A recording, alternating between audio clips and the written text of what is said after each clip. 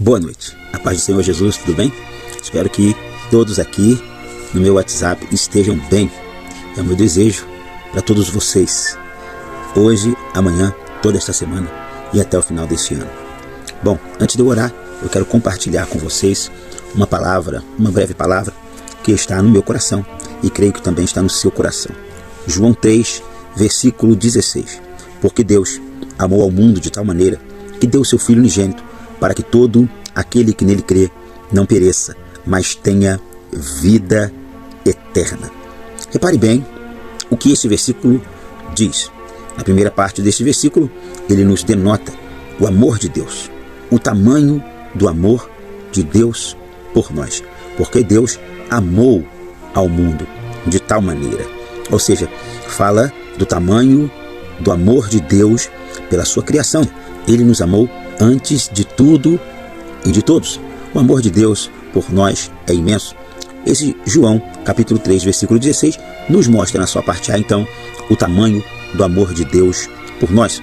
Logo em seguida, ele nos coloca o objetivo desse amor tão grande, que ele denota de uma forma tão profunda, a ponto dele dizer que Deus amou o mundo de tal maneira, porque ele não consegue mensurar ou imensurar o tamanho desse amor. Então ele coloca uma expressão gigantesca, dizendo que Deus amou o mundo de tal maneira. O que revela esse tal? O tal maneira revela que o amor de Deus por nós só pode ser do mesmo tamanho que Deus. O amor de Deus por nós é do tamanho do próprio Deus. Por isso ele nos fez a sua imagem e semelhança. Por quê? Porque ele não podia encontrar alguém debaixo dos céus que pudesse amar mais do que a ele mesmo. Então ele cria alguém para que ele pudesse amar como ele mesmo. E Jesus, quando veio ao mundo para provar o tamanho desse amor de Deus por nós, ele disse: eu vos dou um mandamento, e o maior deles é amar a Deus sobre todas as coisas. Amar a Deus sobre todas as coisas. Amar a Deus com toda a sua força. E aí logo em seguida ele fala: e ao seu próximo como a ti mesmo. Ou seja, esse versículo demonstra que Deus nos ama como ele se ama. Ou seja, o amor de Deus por nós é do tamanho do próprio Deus. Então, essa é a primeira parte do versículo, a parte A. Porque Deus amou o mundo de tal maneira que deu o seu Filho unigênito, parte B.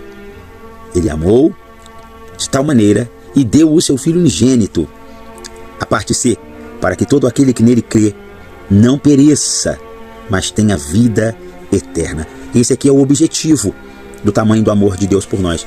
Esse aqui é o principal objetivo de Deus demonstrar o tamanho de seu amor por nós, nos demonstrando que ele nos ama como ele se ama, a ponto de entregar o seu próprio Filho por nós. Aquilo que ele tinha de mais precioso nele, ele nos entregou, porque ele nos ama como ele se ama. Aliás, esse foi o mandamento de Jesus: amar ao seu próximo como a ti mesmo. Ou seja, Deus nos ama como ele se ama. Por isso, ele deu o seu Filho, para que então no seu Filho pudesse revelar o tamanho do seu amor por nós. Agora, qual é o objetivo do amor de Deus demonstrado no seu Filho entregue na cruz do Calvário por nós? Vamos refletir mais uma vez nesse versículo. Porque Deus amou ao mundo de tal maneira que deu o seu Filho unigênito, para que todo aquele que nele crê não pereça, mas tenha vida eterna. Nesse versículo, chave da Bíblia, esse versículo que demonstra que toda a Bíblia se cumpriu por causa dele, demonstra que também o objetivo da revelação do amor de Deus através de Cristo por nós. E o objetivo principal, a coluna dos evangelhos, a coluna da igreja, é sobre o amor de Deus ter sido revelado por nós na cruz do Calvário para nos salvar. Não é nada sobre tudo o que temos visto e ouvido nos últimos anos. Não é sobre riquezas, não é sobre prata, não é sobre ouro, não é sobre reinos terrenos. É sobre a vida eterna no céu. Aliás, a Bíblia nos afirma dizendo que Jesus veio para que nós tivéssemos vida e vida com abundância. Aliás, pare para refletir o que é de fato a vida.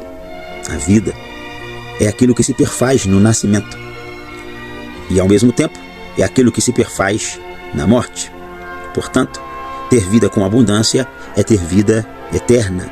É uma vida que não se acaba, E Cristo veio para que nós tivéssemos vida e vida com abundância. Ou seja, o objetivo principal de Cristo é nos levar para o céu, é nos fazer salvos. E aí, para fechar essa palavra, uma certa feita os discípulos estavam preocupados com a comida, com a roupa, com o que haveria de acontecer no percurso do caminho com a falta de dinheiro. E Jesus olhou para eles e disse: por que andeis ansiosos com o que haveis de comer ou de vestir? Não é a vida mais importante do que a comida? Não é o corpo mais importante do que a vestimenta?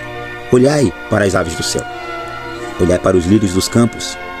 As aves do céu não plantam e nem cegam. Todavia, o vosso Pai que está no céu não lhes deixa faltar o alimento. Olhai para os lírios dos campos. Eles não tecem e não costuram. Todavia, nem Salomão, em toda a sua glória, se vestiu como qualquer um deles. Aí Jesus vem e diz assim: buscai primeiramente o reino de Deus e a sua justiça, e todas estas coisas vos serão acrescentadas. Se você se preocupar com a sua morada no céu, com a sua salvação, o Senhor vai te acrescentar tudo isso, que se refere ao ouro, à prata, às coisas terrenas. Mas Deus não quer que o teu coração esteja aqui. Deus quer que o seu coração esteja no céu, na sua salvação. Aí eu te pergunto, aonde está o seu coração? Porque a Bíblia fala que aonde está o coração do homem, aí estará o seu tesouro. E o próprio Jesus disse: não ajunteis tesouro na terra, aonde a traça e a ferrugem podem consumir, mas ajunteis no céu. Uma outra parábola da Bíblia nos refere sobre um homem que estava juntando muitos tesouros, e depois dele ter juntado todo o tesouro da terra, ele disse: agora minha alma pode descansar, agora eu posso deleitar, agora eu posso aproveitar a vida. De repente, a voz do céu bradou dizendo: louco, esta noite pedirão a tua alma, e o que tu tens, para quem será? Que essa pergunta fique latejando no teu coração nessa noite. O que tu tens, para quem será? Tu já parou para analisar a respeito da sua salvação, aonde você vai passar a vida eterna? Porque assim que os nossos olhos se fecharem aqui, eles vão se abrir em algum lugar do outro lado, ou no céu, ou no inferno. Aproveite este tempo para refletir. Corra para Jesus, entregue a sua vida para Ele. Quem sabe até agora mesmo confessando a Jesus como Salvador da tua alma.